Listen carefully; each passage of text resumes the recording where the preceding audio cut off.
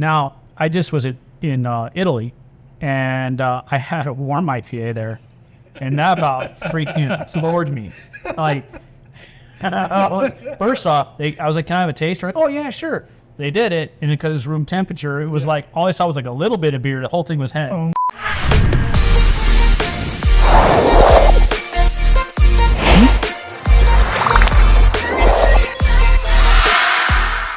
Hey guys, I'm Brian and this is Khalil. We are Beers of a Feather, a show that brings great questions with even better brews. Today we are in North Park, San Diego, California at Barley and Sword.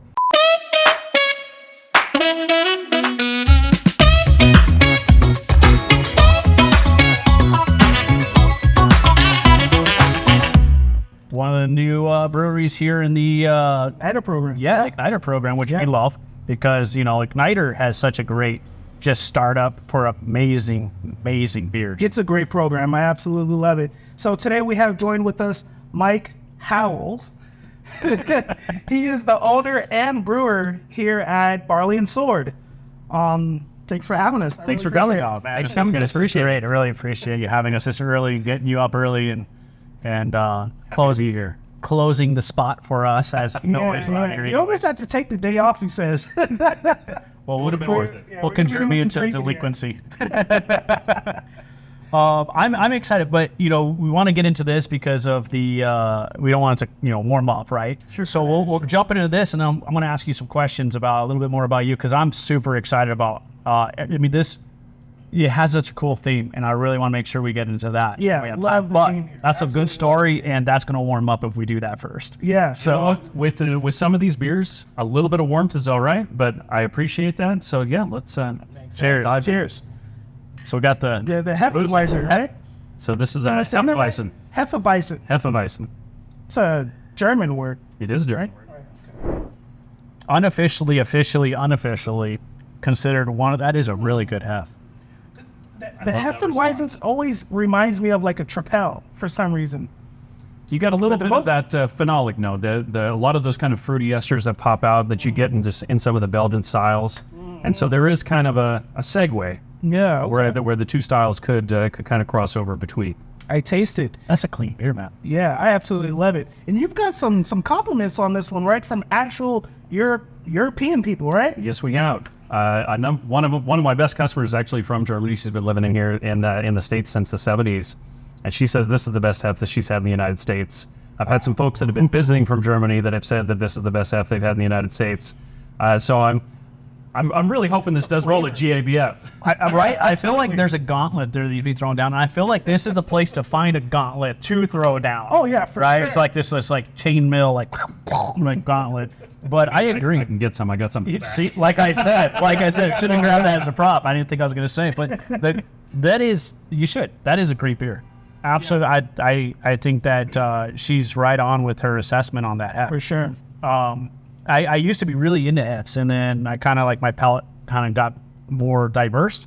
And this I could see you having in the fridge at pretty much all times. Yeah, this is a great beer. It has so much flavor, which is not overpowering, and it still keeps its drinkability. What's the ABV on this one? So this one's around 4.25, so not super high, and that's pretty common with most of my beers. The beers I have on right now. About 5.3 is as high as I go. I've got a beer that's coming up that ended up being a little bit higher. I'm not mad about it, but it wasn't the intent. Yeah. We definitely really try to focus on the session for beers here. That's right. Good. That's good. Yeah, this will go good for like a D&D night. Or D&D morning. We had a D&D session here on the 4th of July. I'm not surprised. This is like a real life, something you would probably think of that, right? So it's like, in my mind, I never played D&D, but like movies in the same kind of like realm, right? Yeah. Where you have a bar or a tavern that you would go into, and I feel like this would be the tavern set for like one of those. Just coming in here with the swords, and you were talking about this shield that's behind the cameras here, and taking an axe, and there's a hole in the middle. Yeah. And we'll post that here. In California, in San Diego, some of the breweries are starting to do some good themes. Like we had the aviation / war theme one up at Oceanside Brewing. This is really, really cool because you get that modern time medieval feel to a very obviously modern brewery. And we were talking about the shield that's behind here because you used to do you had a group that would enact. And what's that about, man? So I ran a Viking Age living history group here in San Diego for about 10 years called the Guardians of Midgard. Our focus, and it is a little bit hard to kind of differentiate at times, but our focus was historical education. Everything that we did was living history. We wanted to be able to educate the public on this is actually how the Viking culture was. It wasn't all about raiding and fighting and drinking from skulls and blood eagles and this, that, and the other. There's a whole other complex society behind that. Yep. But even considering that, there's still the fighting aspect, which is why we've got the shields up on the wall there. And some of those fights could get pretty heavy. Well, that's what you're saying. That's from you and your buddy getting a little bit too competitive and having to be like, whoa, time out. Yeah. So sparring sessions, you tend to go at half speed. A lot of it's for spectacle. You want people to see stuff. But occasionally it comes a little bit about us, and it became a little bit of a competition. And it was a hit that silenced a crowd of about 150. And it silenced us too. Like, whoa. All right, we're done here, guys. Yep. So that was that. That's a real battle wound there on that shield.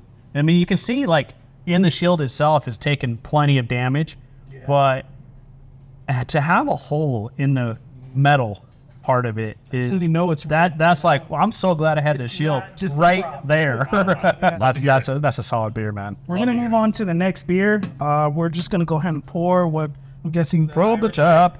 All right, let's do it. Run with the Irish Red. Let's do it. A lot of good things about that so far. Yeah, let's do it. Well, we're gonna try out this red, right? Yeah. So tell us a little about your Irish Red. Irish Red. This is an Irish Red. Irish Red. Okay. So this is Beor Derg. Say that 5 times fast. Not happening. I'm not even going to attempt that. So this is a kind of a lighter body, malty. You get a touch of bitterness there, but it's really well balanced. There's a little bit of a sweetness to it. Slancha. Skull. What's that word you're using? Slancha. Slancha. You should watch our episode 1 with Corey McDonald. He talks about he can say cheers in 30 different languages. That's fantastic. Yeah, that's amazing. That's a goal to strive for. He says that one a lot. I got a new one. Slancha. Not cilantro, Slancha. Now I want a burrito. That is really smooth, Matt. So you get some of those caramely, a little bit of toffee, but not a whole lot. There's not any kind of roastiness there. Touch of that sweetness with it. That really nice malty undercurrent, almost not quite graham cracker, but kind of edging that direction. And yes, This one's yes, you hit that with the graham crackery, but not quite. Yeah. So you have this medieval / Viking background. I mean, how did you get into? Yeah, that is cool. How did you get into brewing beer? I mean, I know they kind of go hand in hand. When you're out there having fun, swinging swords, you need a cold beer to finish off the day. So how did you get into brewing your own beer? So I actually started with mead because Vikings. It was just kind of an immediate association, and I was really curious about it. But it's really, really hard to drink 5 gallons of mead by yourself in a short amount of time. And I made all my meads very sweet, and they were very heavy, and they were bold. And so I was like, this might be a little bit too much. I think I need to go back to the drawing board. Let's try beer. And so I kind of expanded my equipment and started pushing into some, pre-made kits that you get at the homebrew shop. Here's everything you need. Yeah. And it just kind of exploded into this this is awesome. This is fun. And then being a history guy, brewing beer is something that we as a people have been doing for thousands of years. Yes. I was just mentioning that I have a replica of a Sumerian tablet that has the world's oldest beer recipe. Right. That's so cool. Yeah. By not just drinking this, but by the process of brewing it and experiencing every single ingredient and the history of those ingredients and how that shaped society. Yes. Right. Literally, the Netflix special, How Beer Saved the World. You are reaching back in time and touching history with every sip, every time that you share a conversation over a pint, you are sharing something and doing something that we as humans have been doing for millennia. That is true. And this is why I'm so happy that breweries are starting to get an uptick on coming back to San Diego and what I consider the mecca of craft brewery. And people after COVID are starting to come back to the brewery to sit down with their friends and family, have a pint, like we've been doing Western civilization, way back, Sumerian tablet. There you go. You're talking about a culture or a ritual that has been done by people for as long as we can remember. Yeah. So when COVID hit, it took a big hit on that type of culture because it created fear.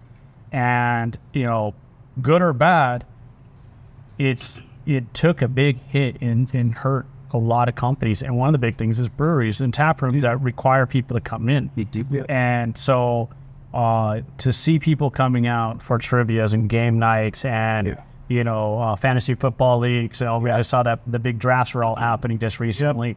To see all of that happening again made me feel good about that. It's right. Beer's going to last. It ain't going anywhere. Right? We all need something. And it is about your friendship and your company you're having while you're having a good beer. Before it was a little bit about farming and needing something to refresh you and, while a hard day's work and stuff like that. But in the end, it is about who you're having a beer with, right? So this one is the London Brown. Is that the name of it, or that's just obviously just the style? And so that is the style. The name is the Defense of the Realm Act, or DORT. Oh, wow. Defense of the Realm of the Realm. Yeah. And it's a really tight association between the name and the style, because the style was kind of born out of the name. During World War I in England, there was a lot of stuff going on. A lot of focus on fighting the war in mainland Europe against the Shermans. And so they enacted this policy that put a lot of curfews on things, a lot of prohibitions. Couldn't ride your bike down the street. Pubs could only operate 5.5 hours a day. Prior to the war, it was 19.5 hours a day. And that's how far day. I agree. But there was also supply shortages. Okay. And there's documented evidence of the alcohol percentage of beers dropping over the course of the war. And so what you had before the war was a full-bodied 5.5% London Brown Ale. By the end of the war, you're in the low threes. Whoa. Wow. So this right here is a reproduction of that style. This is a 3.31% browning. Never heard of it. Cheers. Usually browns keep a light higher. Yeah. EBV, but yeah, this is interesting. So You're not going to give yourself a lot of room for trying to hide something. I like the flavor to this one. It does give me that pre-prohibition like flavor style to it, almost like it's smoky a little bit. Well, it's definitely smoky. There's some good roast there. Yeah. Kind of bordering on smoke. That little bit of sweetness that you get is a way more in that toffee region, that kind of warmer, like really heavy caramel. But it's also still light. Yeah, It's very light. It is very light. We were talking about earlier, like the black Black IPA? the black lagers. Black lager. dark lagers. Yeah, Yeah, so like we have like these really dark lagers that are coming out, super light, light AVBs, and you're getting a lot of flavor. And it comes to the same mind as this, is that I find a lot of times when you have really heavy beers, you're able to hide a lot. And so when I see delicate beers, I realize that you're really being precise on everything you're doing is very noted, because in your recipe, if you mess up one little thing in a beer like this, you're going to taste it. Yep. And this batch will be completely different than the last batch because there's no room. Any hiding in this beer right here. no room for error. No. Absolutely. And, we'll see like, oops, I'm going to go ahead and just like make this a triple hop. And, I'm going to burn your taste buds. You're going to like it because we're in the West Coast. That is a technique that you will not find here. That is a fun beer. Yeah. It throws my mind because I'm so used to like dark beers being more heavy, right? Yeah. Where I feel like I'm gonna be full. This thing definitely is 3%. We've been getting that a lot lately. Yes. The darker beers just being a little bit more lighter. So like, obviously brewers have definitely been switching it up over the years. You guys have been learning to change up to what people like. I mean, not everybody's going to come in here and want to drink an IPA. So, which I really appreciate. I mean, you know, growing up, drinking a lot of IPAs, especially right here in San Diego, like we get that a lot, but we always like to try something different. You know, we want our reds every once in a while. We want our browns every once in a while. A nice Kolsch, a Pilsner. Like we all like something a little bit different. But of course, you're gonna get those customers that, you know, hey, I just want to drink an IPA.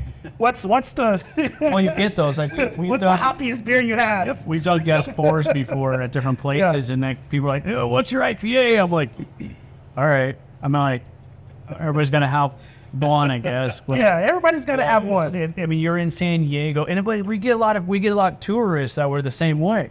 They're like, "Oh, I'm in California, and I want a West Coast IPA." Okay, well, if you had a hoppy beer, you know, chances are it was a West Coast IPA. So you're not gonna try anything new by to be like, "Hey, I can tell you this is a West Coast IPA," because it was brewed here in San Diego, and that is a hoppy beer.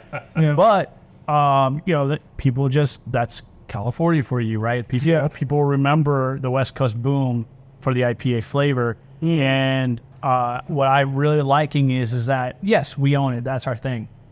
But another thing is exactly like what you're doing with the local craft breweries, which is bringing back the history, bringing back where beer originated from.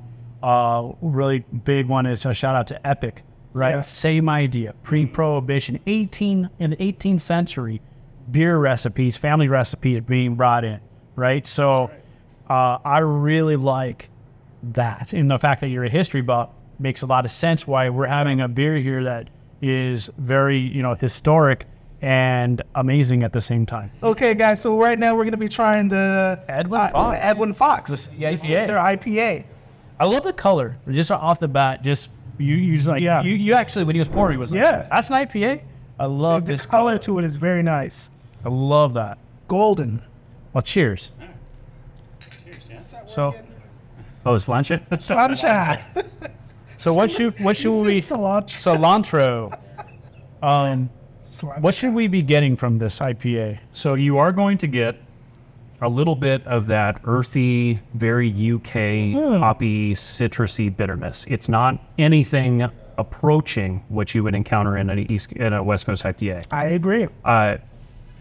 It's more of that earthy, herbal, touching on floral, a very, very light hit of citrus. That's a fun. Yeah. But it is balanced with the green. So the style is technically what? It's an IPA, but it's a certain type of IPA. It is an Is it just English IPA. English. This is the progenitor of the IPA style. Oh my lord. This is unlike any IPA I've ever had before. You're right. I'm hitting all those notes. That earthy, that floral. Yeah. It's not your typical extremely hoppy IPA. It's the something different. It is the sequence of what you're getting. So Yeah. as I say, the journey, right? The journey. Of unsip. that's what we do here. We enjoy the journey. It's so true. So you get like that. you get that kind of bittery start front. You get the citrusy to the floral. The floral like brings you kind of like levels you out. Yeah. And you hit with that hoppy aftertaste IPA, but it goes away. Yeah. It goes away It's not pretty overpowering fast. at all. Yeah. And so I'm not getting any hopper from Yeah. this beer. Right. I do get a little bitter remnants in the back, but that's to be expected.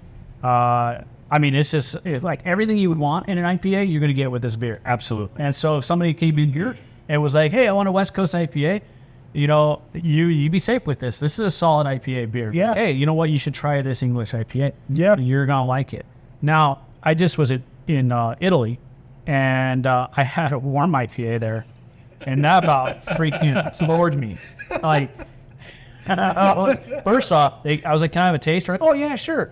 They did it, and because it's room temperature, it was like, all I saw was like a little bit of beer. The whole thing was head because, you know, it's warm. And so I tried it, and it was, right off the bat, I can get the flavors and what they were going with. It was a local beer there down in Amalfi Coast, and it was really good. But man, it hit you hard with the flavors afterwards and the aftertaste because it was more. And I was like, whoa, that's just sitting there. I was like, I can't get rid of this taste. But the beginning was really great. And I was sitting here as an American going, that'd be amazing cold. Right? That's like, well, that'd be fun cold. Yeah. And it's kind of like we were talking about earlier, letting the beer warm up a little bit, getting to those cask temperatures. There's a really good middle ground where you have the kind of explosion of flavor and experience without I'm just going to sit on the back of your palate regardless of what else you have. Right? Yeah. Right. And it's like with the West Coast IPA, I find it real hard to pair it with food. It is a meal itself because you're not going to, it doesn't pair well with food. Mm-hmm. If you have spicy food, it's gonna definitely enhance the spice. Yeah. Because your taste buds are freaking raw. But because it's just so flavorful in itself, it has so much to it in itself. You shouldn't be having it with food. Now that hef, I would have that all day long with food. Doesn't matter if it's fish or anything. It is light, crisp, in and out. You could eat it with, and you could eat anything with that beer. I mean, I just feel like it would be a solid beer to have for dinner, lunch, breakfast. Breakfast. And breakfast. Yeah, just yeah. But this one here, I would say at the end of my day, I would definitely do this because I do like an IPA. But yeah, what a cool beer, man. And I do like the fact that Thank you. With a flight here, you can get a lot of really fun flavors and not get absolutely loaded off your ass, right? Yeah. You're like, oh, this is cool. And then I'm gonna do a second one. I could do 2 flights here. Right. And be my Uber, but still pretty good. This is great. So we want you to experience your journey and enjoy your journey, not forget it. That's right. If you need to forget it, you need to go talk to somebody. Yes. There's nothing wrong with looking for help. Okay, guys, so we have the grand opening of Barley and Sword coming up on the 30th of September. Do you have any other events coming up? I know you guys have like different nights, like game nights and stuff like that. Anything else you want our viewers to know about this place? So we do a game night every Monday. Not opposed to D&D sessions. If anybody wants to set one up, we'll set out an area for you. Nice. We have industry night on Tuesdays. So anybody in the industry, come down. We'll get you a nice discount there. And then this coming weekend, our neighbor Goal is teaming up for a pet adoption event that we're going to be supporting as well. Fun. The following weekend, we've got Seek's Oktoberfest, and then the weekend after that is our grand opening, which is going to be kind of Oktoberfest, British, Scottish, a little bit of everything. So a lot of stuff going on this super fun event, and that's all within just like you can walk out the door, it's right there. Walk out the door, it's right there. Exactly. You guys share a patio. This is like a happening place. Yeah. You got to come here, and then you have a food coming too. Oh yeah, so we have a new food vendor that's coming. We have Mario's Mexican that is here every Thursday, Friday, and then we have a shawarma food vendor that's starting up this weekend on Saturday. So super excited to get them down here. Nice. And we've always got crazy stuff going on. Once a month, usually the last Sunday of the month, there's a vegan food thing that comes through, which is pretty awesome. So vegan ice cream. I heard about somebody who made vegan fish tacos. Oh, wow. I don't even like fish, but it sounds interesting. How does that even work? It's gotta be tofu. It tastes like tilapia. It's weird, no. But it's good for you. But it sounds interesting. Vegan ice cream, all kinds of stuff. I'm willing to try some vegan ice cream. Oh, yeah. And then last week we just had Walk the Boulevard going on, and so we had a number of vendors out here. It was a really good event. Nice. You guys, our viewers, you guys have to come check out the Igniter program. We have 3 different breweries here. We got Seek, we have Barley and Sword, and Gold right over on the street side. Yeah, right on the other side. You guys, I've been watching them on social media. They have it's amazing. It looks like a party. Like every weekend, it looks like something crazy is going on here. This patio is just packed. Yeah, all the time. Definitely a must. Thank you for joining the flock. Yeah, thank you guys for coming out. That was really awesome. Love the Barley and Sword has joined the flock. Everybody, enjoy.